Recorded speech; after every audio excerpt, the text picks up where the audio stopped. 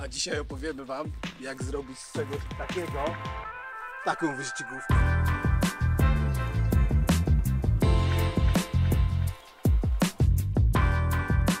Przede wszystkim musicie pomyśleć, czym chcecie się ścigać. Dla nas było jasne, że chcemy ścigać się BMW, dlatego szukaliśmy jakiegoś BMW i na pewno tych klasycznych, bo są po prostu dużo bardziej wytrzymałe i prostsze w serwisie. Aktualnie na rynku jest dosyć mało dostępnych modeli i szybko one schodzą, więc nie ma w czym za bardzo wybierać. No teraz nie jest prosta sprawa, rynek jest bardzo mocno przebrany, mało jest samochodów, które są niezgnite i przede wszystkim dobrze działające i rokujące na to, że można zrobić z nich wyścigówkę. U nas trwało to dosłownie kilka tygodni, nie mieliśmy zbyt dużo czasu, żeby wybrać idealny model, więc ten, który kupiliśmy, na pewno nie był idealny. Przede wszystkim był tani. Auto kupiliśmy za 7000 zł i była to, można powiedzieć, okazja. Jak potem okazało się, to nie była do końca okazja, ale wtedy myśleliśmy, że naprawdę trafiliśmy niezły egzemplarz w dobrej cenie. Auto nie było zgnite, aczkolwiek ostatnie 7 lat spędziło w krzakach, więc wymagało mocnego odświeżenia. Kiedy przyjechaliśmy na warsztat, okazało się, że tej pracy będzie znacznie więcej. Przede wszystkim klatka bezpieczeństwa, która już była w tym samochodzie, nie nadawała się do niczego i trzeba było ją wyciąć i wspawać od początku. Pod klatką niestety były dziury, więc było sporo roboty również blacharskiej po to, żeby buda była naprawdę w niezłym stanie i nadającym się do dalszego użycia. Dodatkowo kosztem, którym nie planowaliśmy, było malowanie całego samochodu, bo wcześniejszy lakier po prostu zszedł. Przez 7 lat stania pod chmurką gdzieś w krzakach, położony był wcześniej w bardzo garażowy sposób. No tak naprawdę musiał być cały zdarty do zera i pomalowany.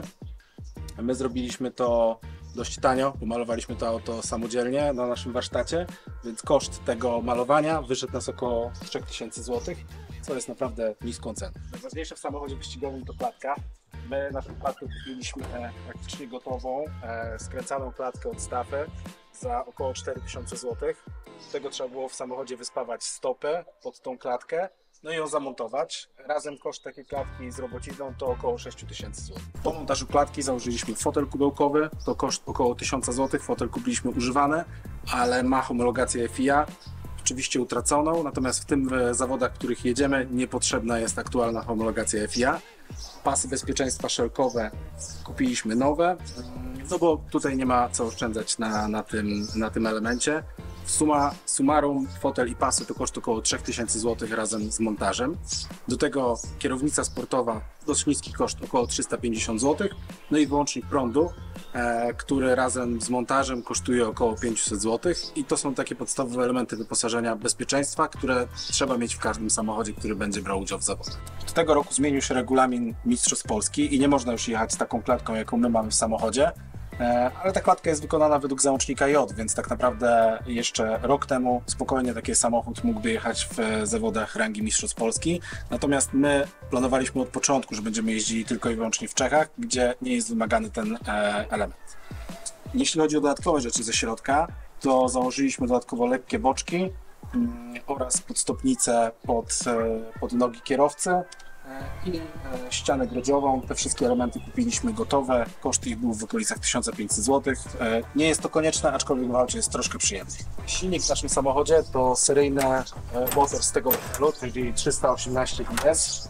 To jednostka M42 V18 i nie ma ona specjalnie dużo zmian, natomiast zależało nam na tym, żeby była po prostu bezawaryjna, dlatego nie inwestowaliśmy tutaj zbyt dużo pieniędzy w sam tuning silnika. Auto ma zrobiony delikatny program i sportowy dolot powietrza, natomiast reszta elementów jest bez zmian. To, co przed zawodami na pewno trzeba zrobić, to kompletny serwis silnika. Przede wszystkim wymieniliśmy rozrząd, to koszt około 2000 zł. Wymieniliśmy wszystkie węże i nową chłodnicę, to koszt około 1500 zł.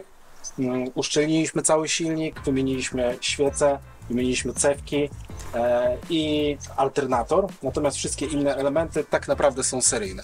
Dobra, kolejne ważne elementy to hamulce, szczególnie w wyścigach długodystansowych. Tu bardzo nam zależało na tym, żeby hamulce nie grzały się, dlatego dość sporo zainwestowaliśmy w poprawne chłodzenie hamulców i mamy bezpośrednie doloty z zderzaka na samą tarczę hamulcową, co działa nam naprawdę świetnie i hamulce w trakcie jazdy nie grzeją się.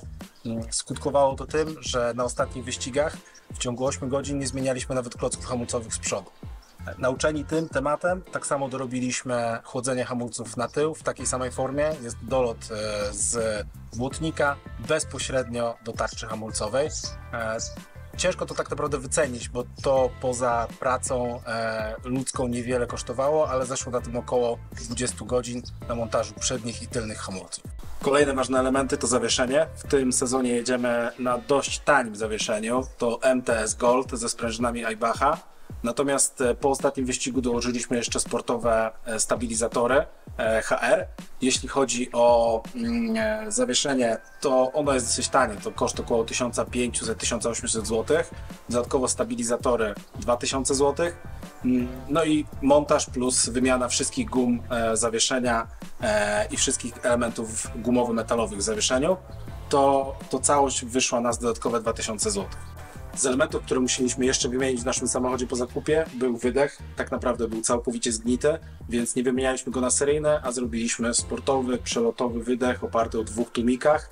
Całość kosztowała nas około 1500 zł. Na pewno pomogło to temu, że silnik trochę łatwiej oddycha. Jak wspominałem wcześniej, jeśli chodzi o hamulce, mamy fajnie rozwiązane chłodzenie z tyłu i z przodu hamulców, a same tarcze i klocki są seryjnej wielkości, natomiast jeśli chodzi o tarcze, są to sportowe tarcze ATE nacinane, power diski. Dodatkowo klocki hamulcowe postawiliśmy tym razem na EPC, plus stafy, które mają całkiem niezłą wytrzymałość, jeśli chodzi o temperaturę i czas ich pracy. Teraz mamy nadzieję, że wystarczą nam one na cały wyścig, czyli 6 godzin. Poprzednio musieliśmy zmieniać klocki z tyłu, co ciekawe, które nie były chłodzone, a przednie spokojnie dały sobie radę. Ważnym elementem są opony. Tym razem postawiliśmy na Federal FZ201 w rozmiarze 15. Na cały samochód to koszt około 3000 zł. Dodatkowo bardzo ciekawą sprawą są felgi, które możecie tutaj zobaczyć. To nie są stalówki, to są felgi aluminiowe, natomiast wyglądają jak stalówki. Były montowane w BMW 39 i jeździmy nich nie dlatego, że są tanie, chociaż też ich znaczna zaleta, bo kosztują około 350 zł za komplet. Natomiast to są najlżejsze felgi 15, jakie jesteście w stanie znaleźć do BMW. A im lżejsza felga, tym tak naprawdę auto się prowadzi lepiej i działa lepiej. Więc te felgi, mimo tego, że są trochę brzydkie, to idealnie pasują nam do tego, co potrzebujemy. Koszt klocków hamulcowych na tył i przód to około 1500 zł. Same tarcze to 1000 zł, więc mamy dodatkowe 2500. Z ważnych elementów dołożyliśmy jeszcze przewody w oplocie stalowym, tak żeby znowu hamulce nie grzały się i nie gotowały w trakcie długotrwałej jazdy. Więc jak widzicie, samochód był bardzo tani w zakupie, bo kosztował jedyne 7000 zł, ale wszystkich kosztów dookoła uzbierało się bardzo dużo. Finalnie auto kosztuje blisko 40 000 zł i tak naprawdę to praktycznie seryjny samochód, który na drodze na pewno nie zrobi super wrażenia, bo ma raptem 140 koni i waży około 1100 kg. Ale na wyścigu dawał nam naprawdę dużą frajdę z jazdy i przede wszystkim nie zepsuł się i działał. Jakie auto wybrać? To chyba pytanie, które każdemu się w głowie kołacze i dlaczego wybraliśmy akurat BMW E36 i to z małym silnikiem. Dla nas odpowiedź była prosta. Pierwsze dlatego, że kochamy ten model i ja jestem osobiście fanatykiem tego modelu. Ten kształt, ta linia, to jest coś, co mi się po prostu podoba, więc szliśmy w tym kierunku, żeby jednak było to BMW E36. Tych samochodów na rynku jest teraz bardzo mało i tak naprawdę kupno zdrowego nadwozia coupé graniczy z cudem, bo jak tylko pojawia się ogłoszenie w niezłej cenie, to już są po nie wyścigi lawet. Jeśli chodzi o silnik, chcieliśmy spróbować tak naprawdę jazdy w najniższej klasie, czyli do 2 litrów, a M42, czyli popularny IS, jest naprawdę silnikiem, który fajnie działa, a przede wszystkim jest bezawaryjny i bezobsługowy, co w naszych wyścigach jest najważniejsze, więc dlatego padło na tą jednostkę, która jest po prostu pancerna. Dlaczego wybraliśmy klasę do 2 litrów? Tak naprawdę po to, żeby obniżyć koszt. W klasie do 2 litrów możecie jechać na tańszych oponach, bo ten komplet, tak jak wspominałem, kosztuje 3000 zł, a na wyścig potrzebujecie minimalnie 2 komplety opon. Jeśli to byłby silnik 3-litrowy, to jednocześnie opony musiały być dużo większe, felgi dużo większe i opony kosztowałyby nas nie 6000 zł, a pewnie w granicach 9000 zł. Dodatkowo droższe byłyby hamulce i to kilkukrotnie droższe, bo już nie moglibyśmy korzystać z seryjnych hamulców, po prostu byłyby za słabe.